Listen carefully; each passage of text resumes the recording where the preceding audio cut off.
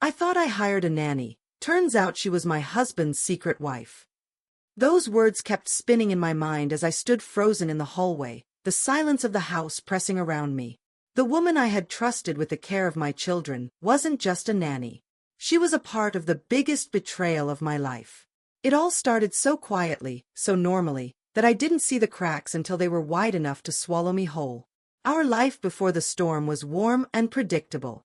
I woke every morning to the soft hum of the coffee maker, the scent of cinnamon rolls I baked for Daniel and the kids in the big, sunlit kitchen. Our home smelled of fresh laundry and jasmine from the garden outside. Daniel was a considerate husband, always the one to call me when deadlines at work left me breathless, or to make pancakes with our little ones on slow Saturday mornings. We had 3 children, 2 girls and a boy, and I worked part-time from home so I could juggle motherhood and my career. Hiring a nanny was a practical decision. Sarah came recommended, kind, patient, with that quiet enthusiasm that made children feel safe. I trusted her instantly. Sarah was everything I expected at first, gentle with the kids, punctual, and always discreet. But as months passed, the way she sometimes glanced at Daniel made my skin tighten. It wasn't jealousy, it was a whisper of unease I tried to push away. Daniel, naturally, never noticed, or maybe he did and didn't say. His behavior changed subtly too. Phone calls he stepped outside for, messages he hid from me, and an almost secret smile when Sarah was near. I brushed it off. I wanted to be wrong. But then came the phone call that shattered the fragile calm. "Clara, it's Julia," the voice said on the other end, firm, unfamiliar. "I'm not who you think Sarah is." I wanted to laugh out of disbelief. Julia? Who? Sarah was Sarah. She lived with us, cooked, cared for our children. But Julia's words planted a seed. "Sarah isn't just the nanny," she said softly but firmly. "She's his wife." The room spun.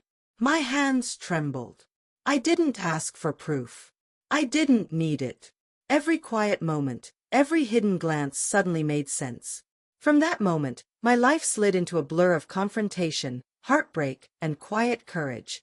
I had to find out who this woman really was, what my husband had kept hidden for all these years, and more importantly, how I could protect my family from the wreckage he left behind.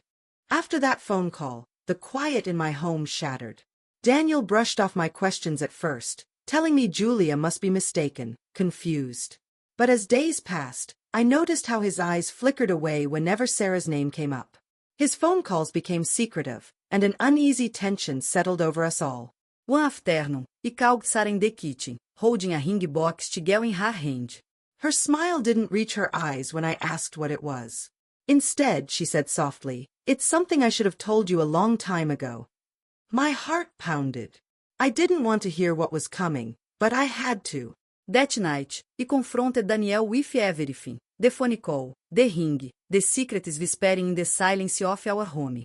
He finally confessed. Sarah wasn't just the nanny. She was his wife. A wife he'd hidden from me for years, a part of his life I'd never imagined. I felt like my world had been stripped bare. Betrayal soaked every corner of my heart. One evening, I stood in front of the mirror, letting the soft yellow light wash over my face. I traced the lines of hurt that had surfaced, the tiredness that no amount of sleep could erase. How do you forgive a man who built his lies into the foundation of your family? How do you find peace when the person you loved the most was living another life? I knew I had a choice, to crumble under the weight of betrayal or to find strength in the ruins. It wasn't easy. There were days I wanted to scream, to demand answers, to break everything down and walk away. But for the sake of my children, I stayed. I stayed to rebuild the pieces, to create a new story from the shards of pain. The days that followed were a whirlwind of questions I could barely bring myself to ask.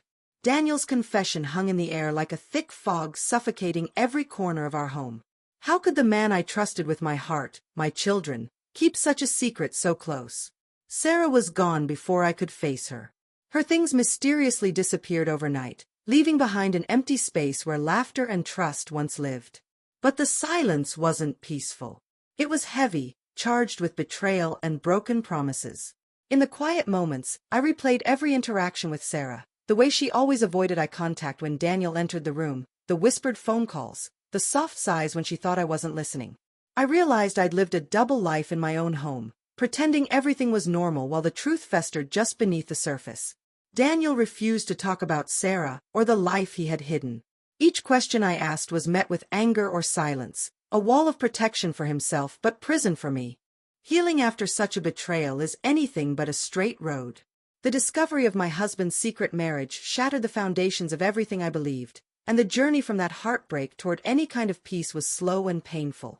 Daniel and I had to navigate the heavy waters of infidelity recovery, a process that demanded honesty, deep reflection, and courage.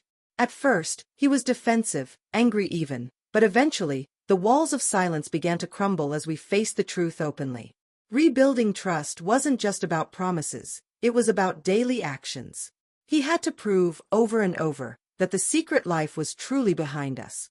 I needed transparency, answers to the questions that haunted me, and for him to take full responsibility for his deception. There were moments when I felt overwhelmed, weighed down by anger and betrayal. But I also realized forgiveness was not about excusing what he did, it was about freeing myself from the pain that kept me captive. Together, we sought counseling, where our fears, insecurities, and hopes unfolded in tearful conversations. It taught us how to listen, how to hold space for each other's pain, and how to rebuild a future piece by piece. For me, healing was also about reclaiming my strength, setting boundaries, asserting my worth, and prioritizing my children's well-being above the chaos. In the end, this story isn't just about betrayal, it's about the resilience of the human heart, the complexity of love, and the possibility of redemption when two people are willing to try again. The truth about my husband's secret wife changed everything. But the story didn't stop at betrayal. It was just the beginning of a journey marked by heartbreak, confrontation, and eventually, the slow work of healing. When the dust settled and the initial shock wore off, I realized that saving the fragments of my life wouldn't be easy. Daniel and I had crossed into uncharted territory, the painful road of recovery after infidelity, a path few walk without scars. Counseling sessions became our lifeline. In that quiet room, filled with silence and tears, we began to unravel the layers of deception and pain. Daniel had to face the truth of what he'd hidden, while I wrestled with the ache of broken trust. We learned that healing wasn't forgetting or excusing, it was about rebuilding trust through transparency and forgiveness, piece by painful piece. There were days I wanted to retreat into anger, moments when the weight of betrayal pressed so hard I thought I'd break. But for my children's sake, for my own dignity, I chose to stand strong. I found strength in knowing that forgiveness is a gift you give yourself, a way to reclaim peace from chaos. Daniel's journey to redemption was about more than apologies. It was about showing up every day, honoring the family he fractured. The forgiveness I found wasn't the erasing of what happened but a quiet courage, the resolve to write a new chapter, even when the pain lingers. This story is not only about deceit but about resilience, growth, and the complex truth that love can sometimes survive even the deepest betrayals.